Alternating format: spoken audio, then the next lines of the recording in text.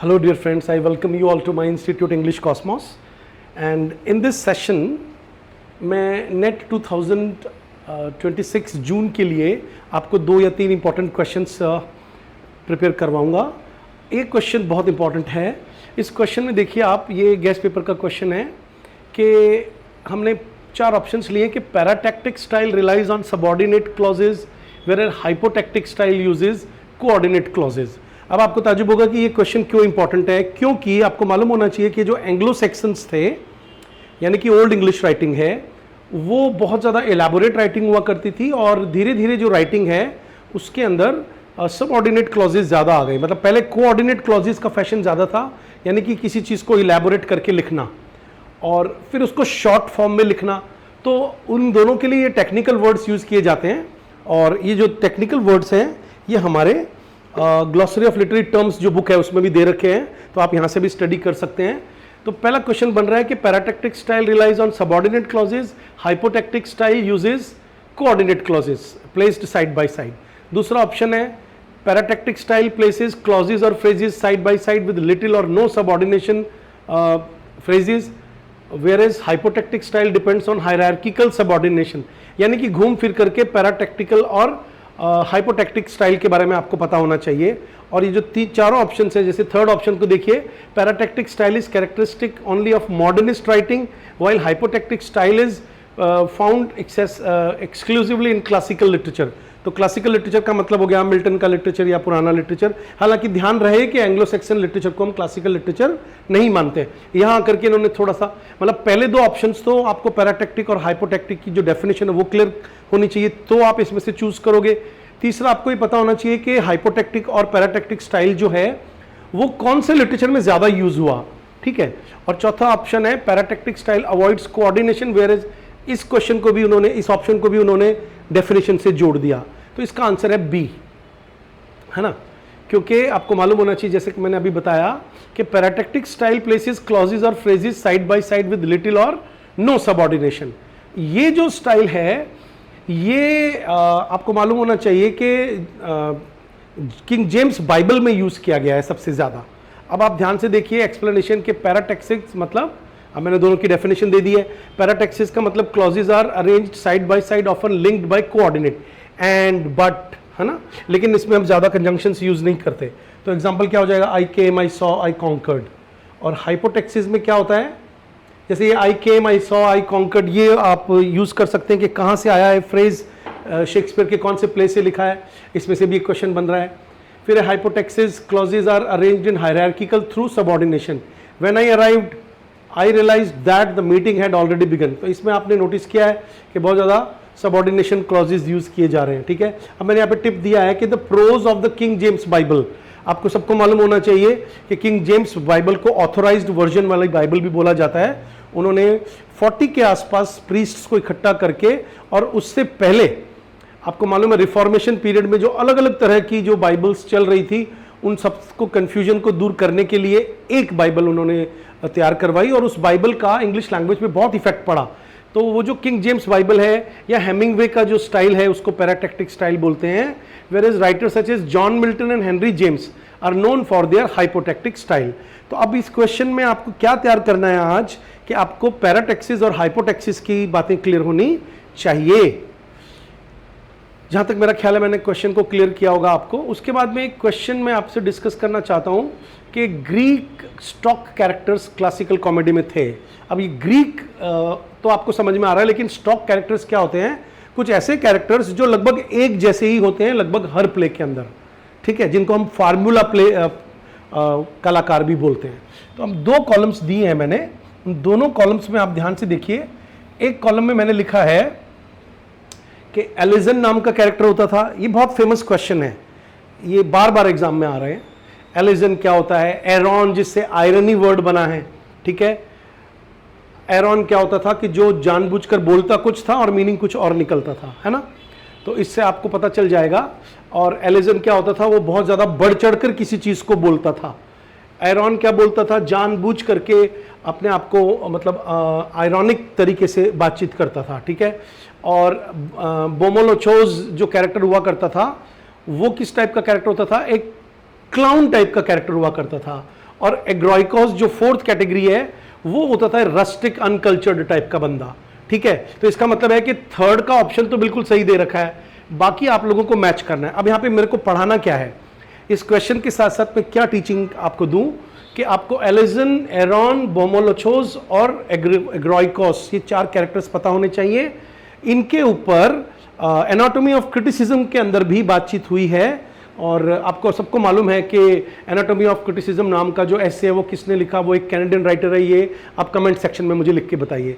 Video को share करें, like करें और सब्सक्राइब करें चैनल को अगर आप पहली बार आए हैं तो, ठीक है। अब मैंने 4 ऑप्शंस दे दिए। अब ऑप्शंस आपको आंसर्स दिख रहे होंगे कि ए का आंसर है 2, है ना। एलिजन कौन है? बोस्टफुल, इम्पोस्टर और ब्रैगेट, जो बढ़ चढ़ के बात करता है, ब्रैगेट।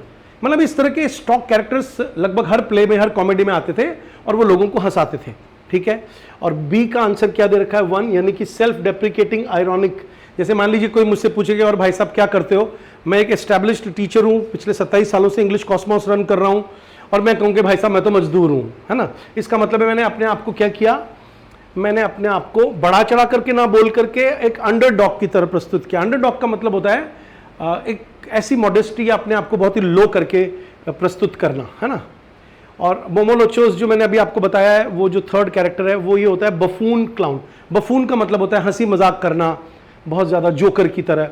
और जो डी है एग्रोइकोस, वो आपको पता ही है, एक रस्टिक, अनकल्चर्ड, अनसोफिस्टिकेटेड कैरेक्टर होता है, ठीक है। जैसे आपने देखा होगा कि लगान फिल्म के अंदर आमिर खान जो है वो एग्रोइकोस की तरह बिहेव करता है, ठीक है। जॉनी लीवर जो है वो बोमोलोचोस की तरह बिहेव करता है, ठीक है। और कुछ अलग अलग फिल्मों के अंदर ये वाला एरॉन कैरेक्टर भी आ जाता है। जैसे जासूसी फिल्मों में होता है कि वो, जैसे अभी हमारे धुरंधर फिल्म के अंदर एरॉन का कैरेक्टर आया है कि वो अपने आप को दिखा तो रहा है कि वो वहीं का है लेकिन एक्चुअल में वो इंडिया के हैं। लगभग बहुत सारे कैरेक्टर्स जो हैं वो एरॉन की तरह बिहेव कर रहे हैं। और एलिजॉन जो है वो आपको पता ही है, बहुत डींगे मारना, है ना। इस तरह का कैरेक्टर्स आप फिल्मों में आप लिख के बताइए, आपको कोई फिल्म याद आ रही जिसमें आपको एलिजन नजर आ रहा है। फिर मैंने इनकी डेफिनेशंस दे दी हैं क्योंकि मैंने इनको बोल के समझा दिया है तो इसको दोबारा से पढ़ने की कोई ज़रूरत महसूस नहीं है। कि एलिजन ब्रैगर्ट होता है यानी प्रिटेंडर होता है। एरॉन सेल्फ इफेसिंग का मतलब है अपने आप को मिटाना, अपनी असली आइडेंटिटी शो नहीं करना। और बोमोलोचोस का मतलब होता है जो जोक्स करता है। एग्रोइकोस जो रस्टिक, बुरिश, अनकल्चर्ड कंट्रीमैन की तरह बिहेव करता है। एक क्वेश्चन मैं और देना चाहूँगा आप लोगों को, सोनेट सीक्वेंस। आप सबको मालूम है कि सोनेट सीक्वेंस एक बहुत ही फेमस कॉन्सेप्ट रहा है और बड़े बड़े राइटर्स ने सोनेट सीक्वेंस लिखे हैं। आपको मालूम है फिलिप सिडनी का सोनेट सीक्वेंस बहुत फेमस है, उसका नाम आप चारों में से बता सकते हो, एस्ट्रोफेल एंड स्टेला। एस्ट्रोफेल का मतलब क्या होता है? लवर ऑफ स्टार, और स्टेला मतलब स्टार, ठीक है। फिर डीजे रोसेटी है, आपको मालूम है उसने द हाउस ऑफ लाइफ नाम का सोनेट सीक्वेंस लिखा है। अब आपको इसमें ये बताना है कि क्या ये वाकई 14 लाइन की सोनेट्स थी कि 16 लाइन की सोनेट्स थी और कितनी सोनेट्स थी। या दूसरा क्वेश्चन आपका तैयार हो जाएगा कि फिलिप सिडनी की एस्ट्रोफेल एंड स्टेला में कितनी सोनेट्स हैं और कितने सॉन्ग्स हैं, है ना। फिर विलियम वर्ड्सवर्थ ने द रिवर डडॉन, अब रिवर डडॉन में आपको ये डडॉन का क्वेश्चन भी पूछ सकते हैं या ये पूछ सकते हैं कि उन्होंने सोनेट को रिवाइव किया रोमांटिक एज में तो कितनी सोनेट्स थी।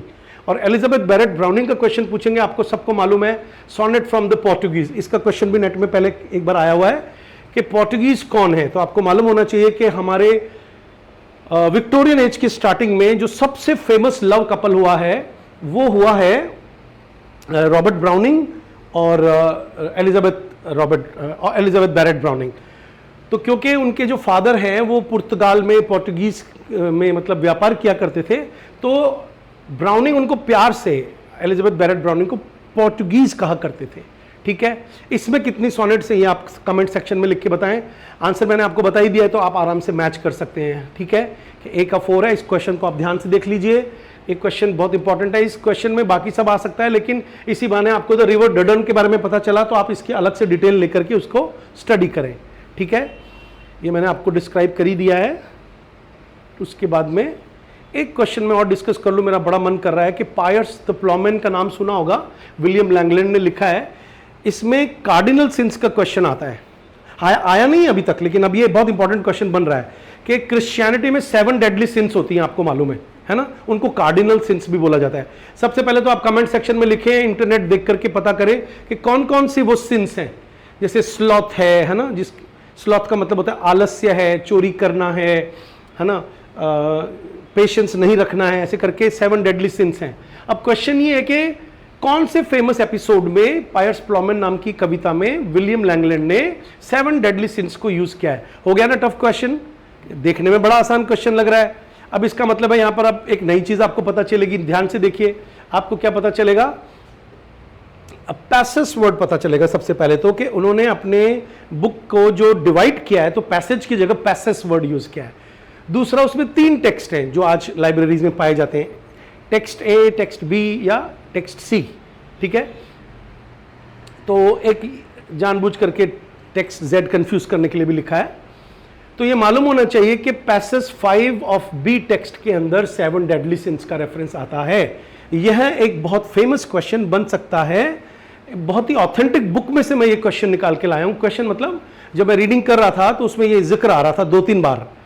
फिर मैंने दूसरी किताब उठाई कि ये इतनी इंपॉर्टेंट है क्या, तो मैंने देखा कि हाँ, उस हिस्ट्री ऑफ इंग्लिश लिटरेचर की बुक में भी इसका रेफरेंस आ रहा है। यानी कि ये क्वेश्चन आपके सेट में भी इंपॉर्टेंट है, नेट में इंपॉर्टेंट है ही, और इसके अलावा असिस्टेंट प्रोफेसरशिप के एग्जाम के लिए भी इंपॉर्टेंट है। और इसमें अब थोड़ा सा मैं एक्सप्लेन कर दूं आपको। हालांकि मैंने आपको ये एक तरह से होमवर्क दिया है कि आप देख करके लिखेंगे, लेकिन आप कमेंट सेक्शन में फिर भी लिखें। बी टेक्स्ट पैसेज 5 में Langland presents the vivid confession of the 7 deadly since. वो है प्राइड, यानी घमंड को एक पाप कहा गया है। एनवी, दूसरों के साथ जलन करना, है ना। रैथ मतलब गुस्सा, स्लॉथ का मतलब आलस्य, एवरिस का मतलब क्या होता है बताइए? लालच। अब यहाँ पे ग्रीड और एवरिस में डिफरेंस है। जो स्टूडेंट अपनी, भाई जो आप असिस्टेंट प्रोफेसर बनने जा रहे हो, ultimately you will be professors, तो आपको मुझे बताना है कि आपको ये डिफरेंस पता है क्या कि एवरिस में और ग्रीड में क्या डिफरेंस है, ठीक है। कौन सा मतलब इसको पाप क्यों कहा गया है? ग्रीड पाप नहीं है बच्चों, लेकिन एवरिस को पाप कहा गया है। तो ये थोड़ा आप डिक्शनरी में जाके तलाश करें कि क्या डिफरेंस है। ग्लटनी का मतलब होता है पेट में ठूस ठूस के खाना, जिसको हम वोरेशियस भी बोलते हैं। हालांकि वोरेशियस वर्ड पॉजिटिव भी होता है जब बुक्स पढ़ने का रेफरेंस आता है। जैसे मैंने कहा, I am an avid reader, I am a voracious reader.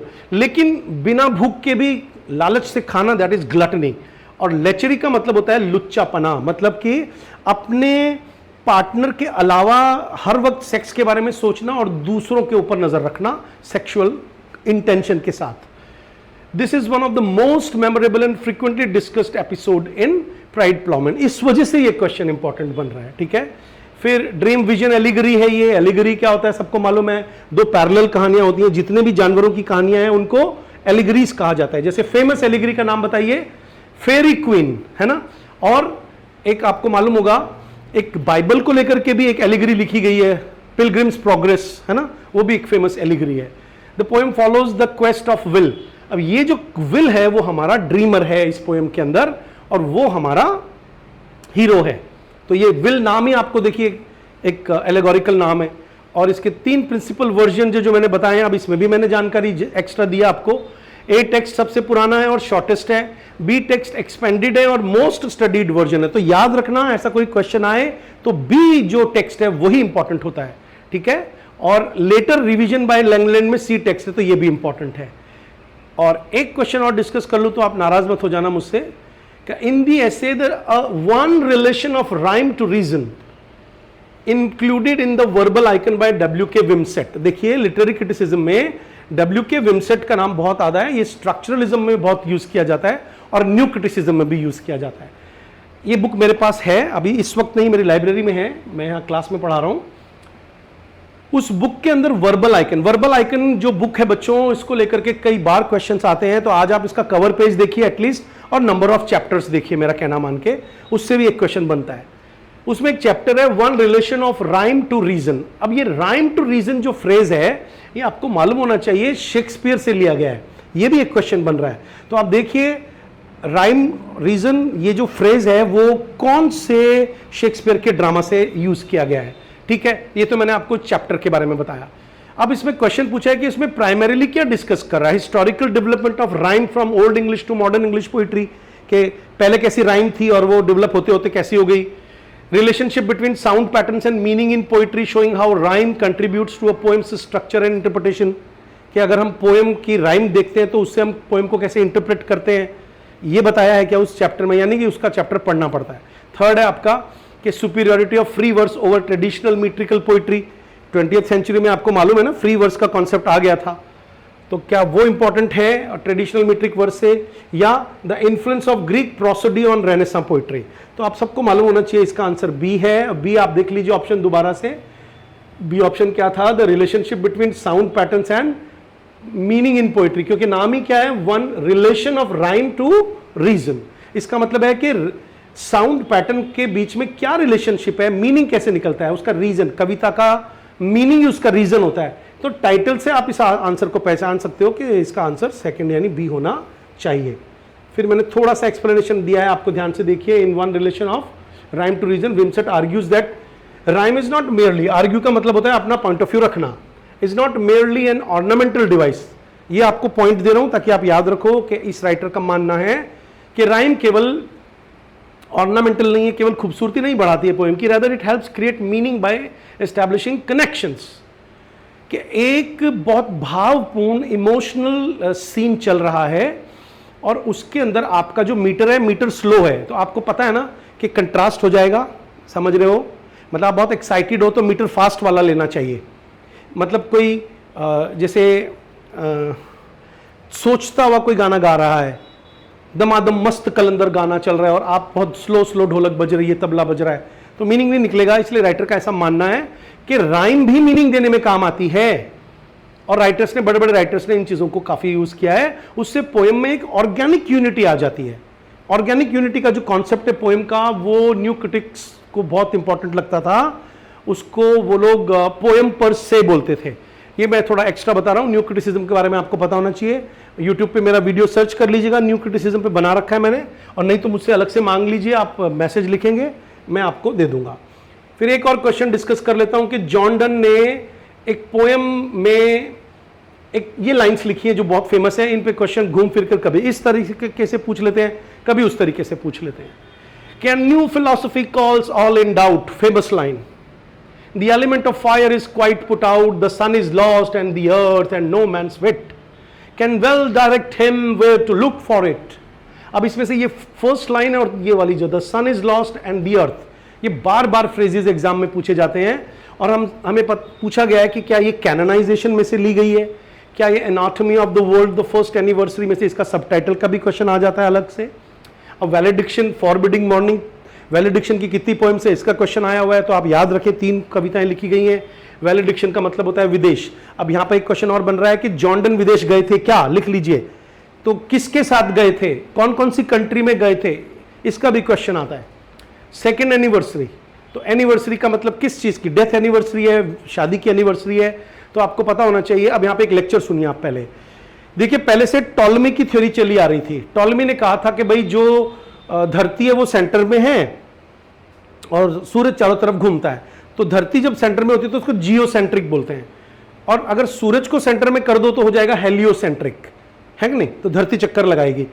तो अब क्या हुआ कि जॉन डन जो टॉलमिक थ्योरी यूज करते आए थे, और आपको मालूम है कि जॉन डन को मेटाफिजिकल राइटर कहते हैं, जो आपको बहुत ज्यादा अपनी तरह तरह की नॉलेज, जो उस वक्त रेनेसां चल रहा था, तरह तरह की बुक्स मिल रही थी, वो उन बुक्स को पढ़ करके मैथमेटिक्स का नॉलेज, ब्लड सर्कुलेशन का नॉलेज, एस्ट्रोनॉमी का नॉलेज, जो भी उसको मिलता है वो अपनी कविताओं में डालता और लोगों को आश्चर्यचकित कर देता।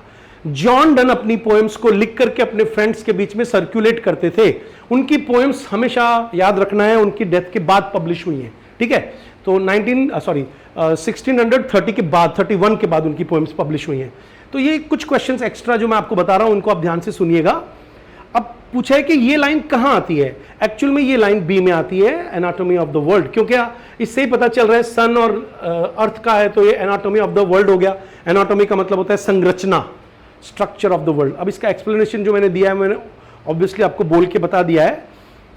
इसको न्यू फिलॉसफी बोलते हैं, और इसको हेलियोसेंट्रिक थ्योरी जो निकोलस कोपरनिकस ने दी थी। जब ये थ्योरी आई तब तक वो पोएम लिख चुके थे और वो बड़े कंफ्यूज हो रहे थे।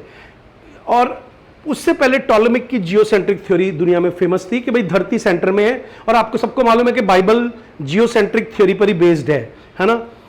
तो आप लोगों को ये सारी बातें पता होनी चाहिए। फिर एक एक्स्ट्रा क्वेश्चन कि ये किसकी डेथ पर लिखी गई है, वो तो इसका मतलब वो एनिवर्सरी विवाह की नहीं है, वो डेथ की है, एलिजाबेथ ड्रूरी। अब ये क्वेश्चन बनता है कि ड्रूरी कौन थे, क्या ये उनके पेट्रन की वाइफ थी, उनकी लड़की थी, या पता करिए और मुझे बताइए कमेंट सेक्शन में, ठीक है। और इस पोएम में इसकी खास बात क्या, देखो कि डेथ के साथ साथ में राइटर ने जो उस वक्त का वर्ल्ड ऑर्डर है वो कैसे धीरे धीरे खत्म हो रहा है और नई नई चीजें हमारे सामने आ रही है और नया जो कॉन्सेप्ट है वो संसार अडॉप्ट कर रहा है। मतलब एक तरह से उस जमाने के जेनजी बन रहे थे लोग, तो ये राइटर उसको लैमेंट कर रहा है कविता को, ठीक है। तो it expresses anxiety about religious. अब क्योंकि आपको मालूम है बाइबल के अंदर जियोसेंट्रिक दिया है, अब बाइबल में अगर जियोसेंट्रिक दिया है और आप अचानक से हेलियोसेंट्रिक लेके आ रहे हो कॉन्सेप्ट, तो आपकी बाइबल पर से विश्वास उठेगा कि नहीं उठेगा। जैसे मैं आपको एक एग्जांपल देता हूं कि मैं रामायण बहुत पढ़ता रहता हूं हमेशा, ये चेक करने के लिए कि भाई उसमें मुझे कितनी नॉलेज है। तो मैं अपनी नॉलेज बढ़ाने के लिए पढ़ रहा था, तो मुझे पता चला एक चैप्टर में तो दे रखा है कि भाई वर्ण संकर कोई नहीं था, मतलब हाइब्रिड लोग नहीं थे, ब्राह्मण क्षत्रिय वैश्य शूद्र आपस में ही एक दूसरे से विवाह नहीं करते थे, वो अपनी अपनी जातियों में विवाह करते थे, यानी कि कोई वर्ण संकर यानी हाइब्रिड नहीं था।